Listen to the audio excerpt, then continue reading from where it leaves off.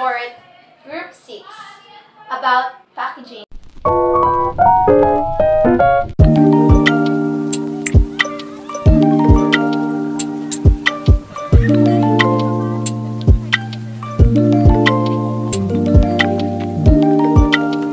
Ako po muna ang magbibigay ng brief knowledge or ideas about packaging.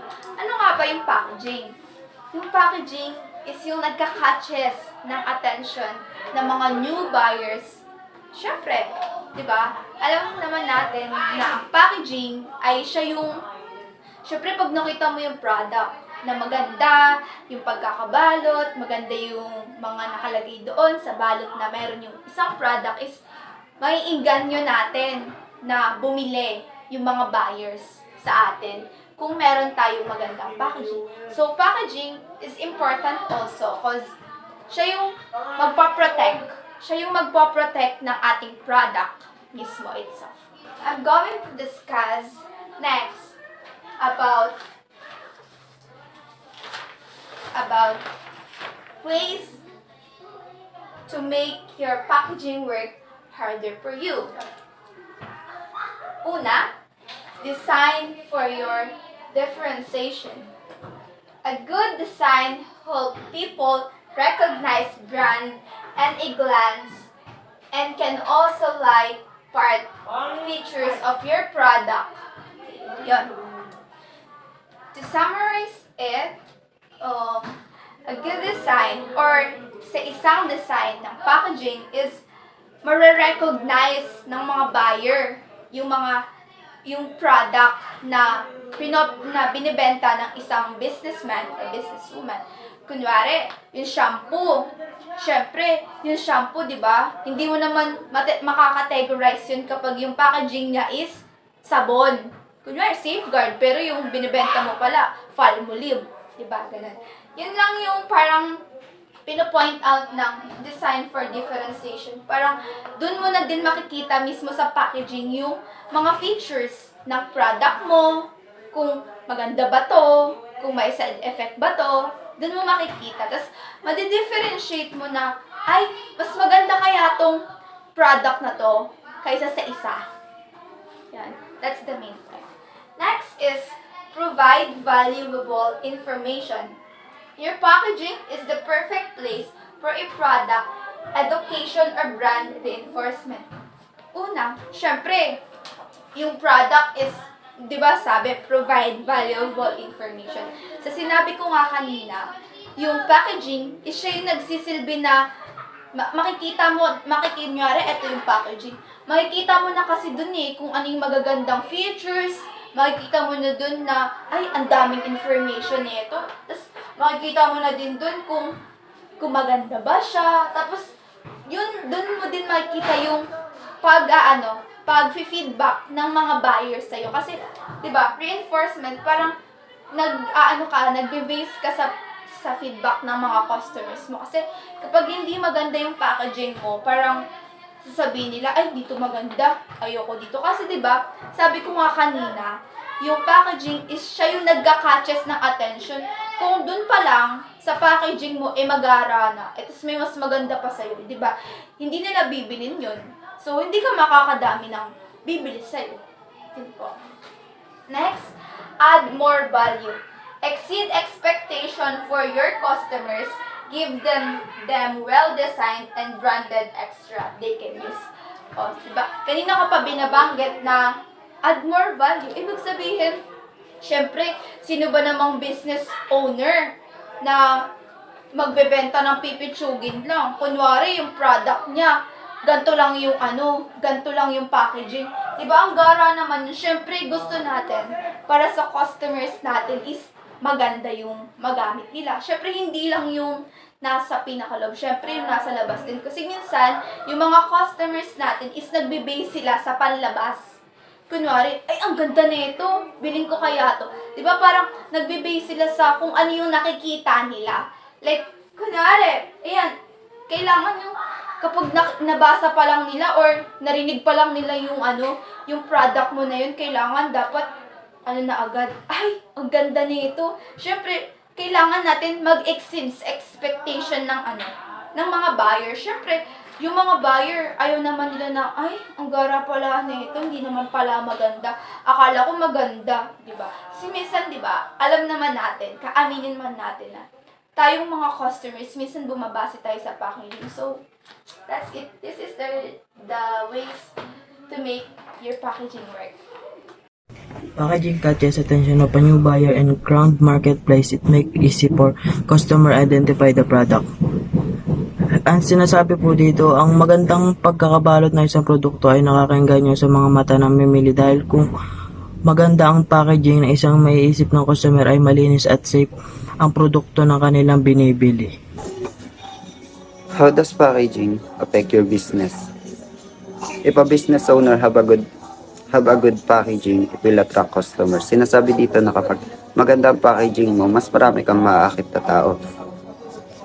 And it also influence purchases. Sinasabi naman dito na kapag maganda ang packaging mo, mas maraming tatangkilik na bumili sa'yo. Maraming tatangkilik na bumili sa produkto mo. Maaari ring makatulong ang magandang packaging para maging iba ka sa karamihan. Dito, sa packaging din, pinapakita kong yung mga mahalagang bagay sa produkto mo. Ako po si Cindy L. Limin, leader po ng Group 6 Packaging.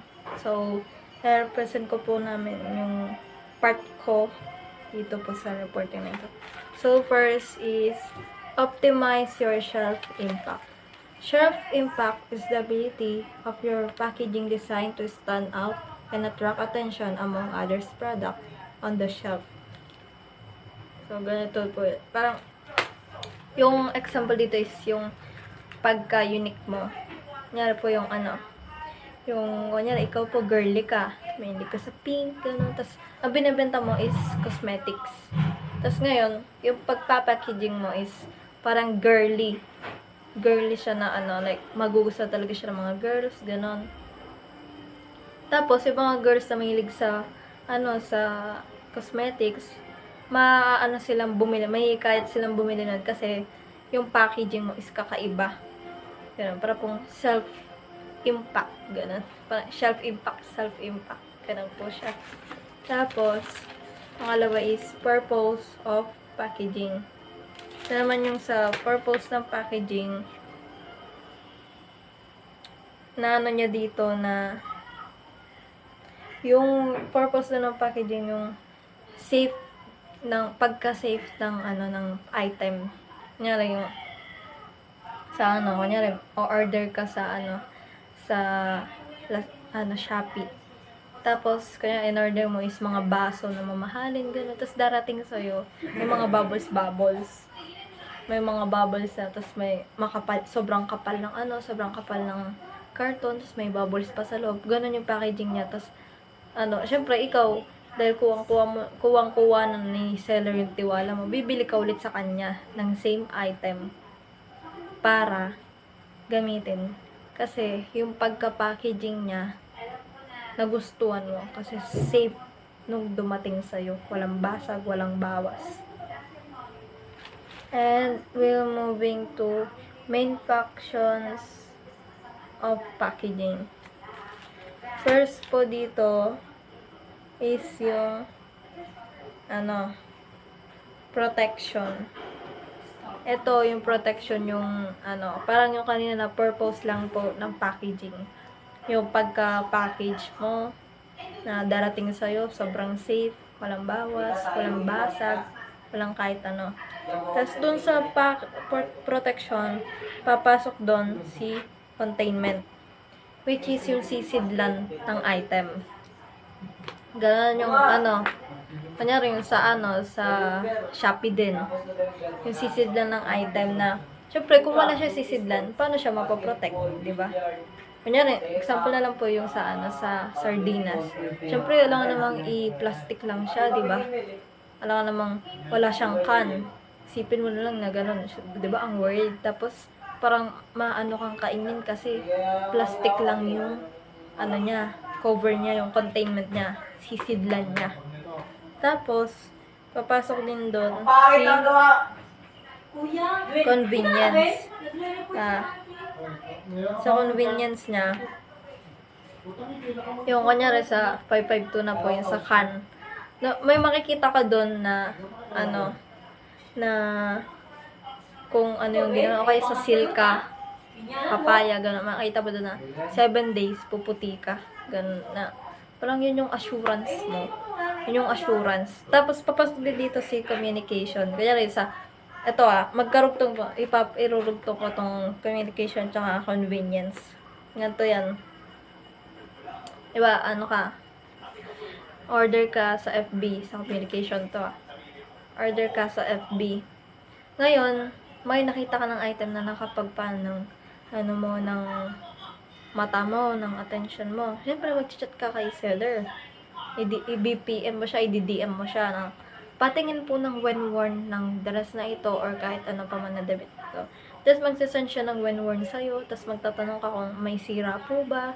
Kasi sa halagang ganito niya, imposibleng wala. Siyempre, sasabihin ni seller na wala po, tapos magsasend pa siya ng video. Which is, napapasok din po doon yung assurance, yung convenience. Ganon.